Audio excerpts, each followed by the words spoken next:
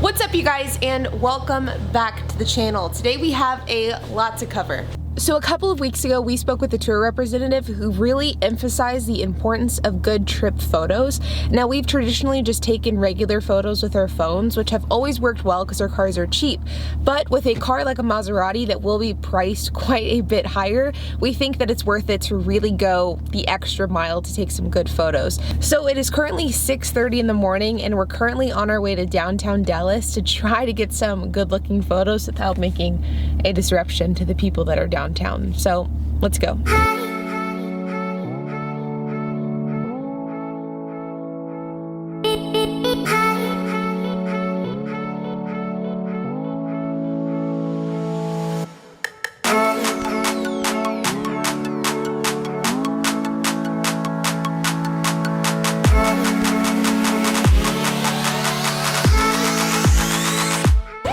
So roughly an hour and 20 minutes later, we got all of our shots, which is perfect. So now the plan is we're gonna go onto Fiverr and we're gonna see if we can find an editor that can edit some of these photos for like a decent price, just to kind of take it to that next level.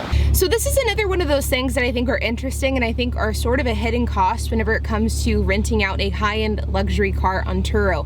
With our Yaris's or our Ford Escapes or our Mazdas, HP typically will just go to a local law office that looks nice and take a photo there just with his phone.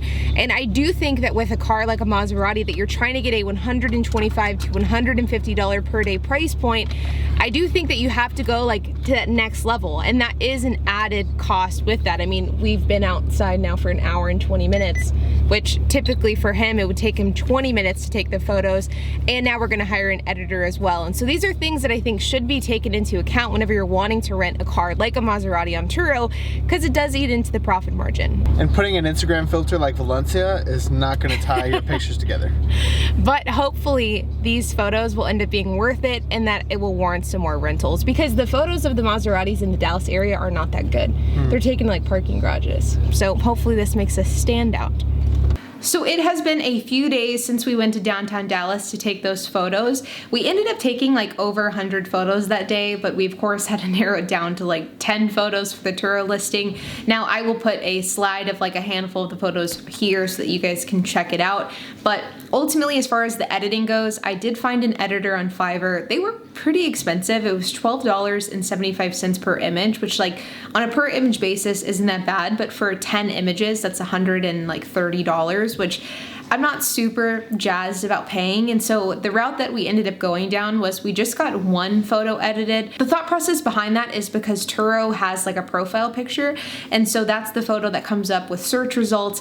And as long as that photo looks very, very good and very eye-catching, then I think that people will click on it and then it'll bring them to the Maserati listing. And so this is the photo that we ultimately ended up choosing to get edited. This is the before, so this is the photo that HP took, and then this is the after. This is the edited version.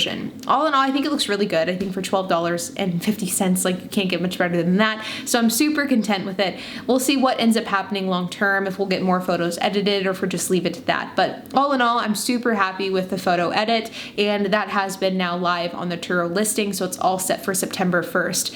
Another thing that recently came in the mail was Bouncy. Now, this is a vehicle tracker. Now, I've talked about this on my main channel before, and I've never talked about it on this channel, but a lot of Turo hosts use tracking devices to track their cars. This not only allows for you to track the vehicle, it allows for you to see speeds, hard stops, things like that.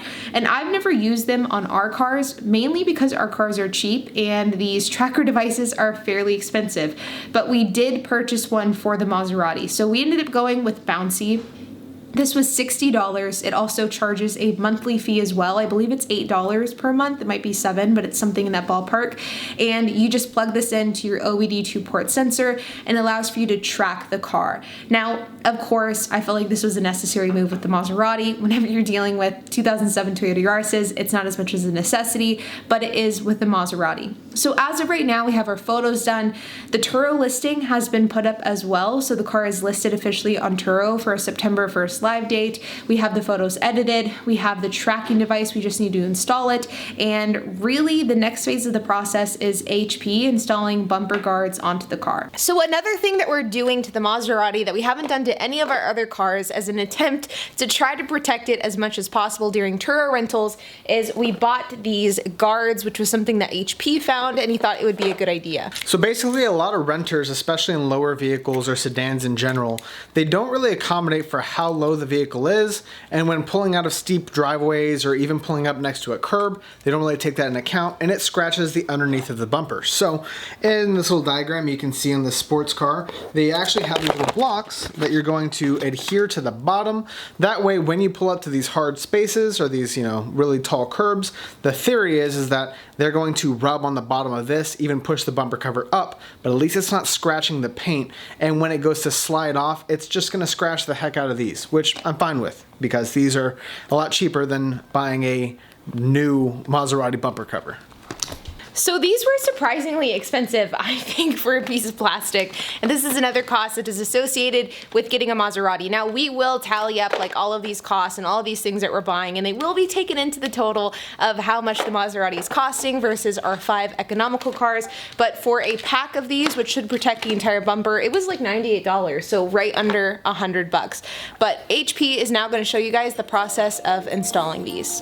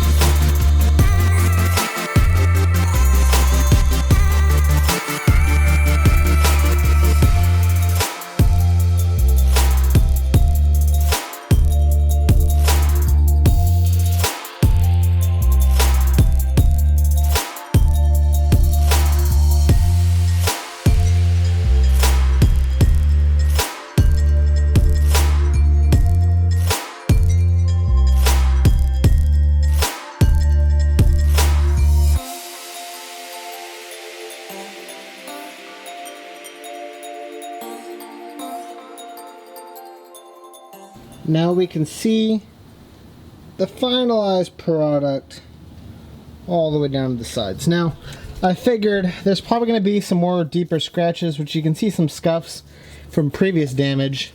So this is already going to lift it up, and it's going to slide here first and push the bumper upwards, I guess is the theory. That way it ends up just damaging this piece. I try to put more in the front because I can imagine more people maybe pulling into a parking space or one of those stoppers and then just not paying attention to it. Now this isn't going to eliminate all the damage, but I think this is going to do really well.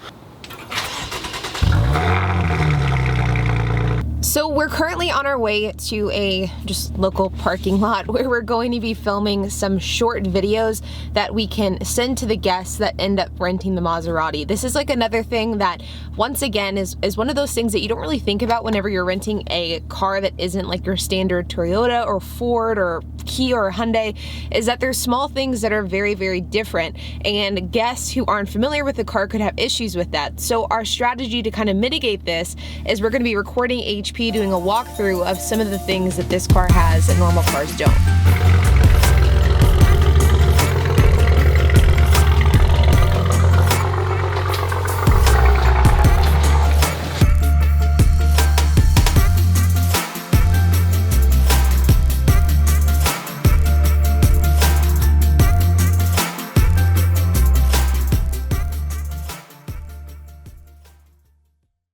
So one of the very last pieces of the puzzle that we have to do in order to prep the Maserati for Turo is to get a car wash pass. Now this is something that we don't have on any of our other cars, mainly because of the price. This is again something I've mentioned throughout this video. If a car is priced at $30, $35 per day, there is a certain expectation that comes along with that. And because of that, we can get away with not washing it between each and every rental. Now don't get us wrong, we do clean it between each and every rental, but we don't take it in through a car wash and get the exterior pressure washed. But with the Maserati and with the high price tag, that's not really the exact same situation. So local car wash down the street offers unlimited washes, and they actually had a special, so it was like the perfect time to put this car on a car wash unlimited plan. So now we have this special sticker, and all we have to do is drive right up to the car wash. It automatically scans, and that's it. Just drive right through and it's gonna wash it. Now, drive-in car washes aren't the best, but this has been treated on the outside, and it's not gonna get as scuffed up as it might have been if it was just naked. So with that being said, you guys, we wanted to make this video because we wanted to talk about what we were doing on our end to prep this car for Turo, because the reality is some of the things that we're doing are the same, but a lot of the things that we're doing are very different. So we took the photos in downtown Dallas, we got them edited on Fiverr. We installed a tracking device that's going to be able to show us the location of the vehicle, how fast that vehicle is going, and hard accelerations and hard stopping as well, which...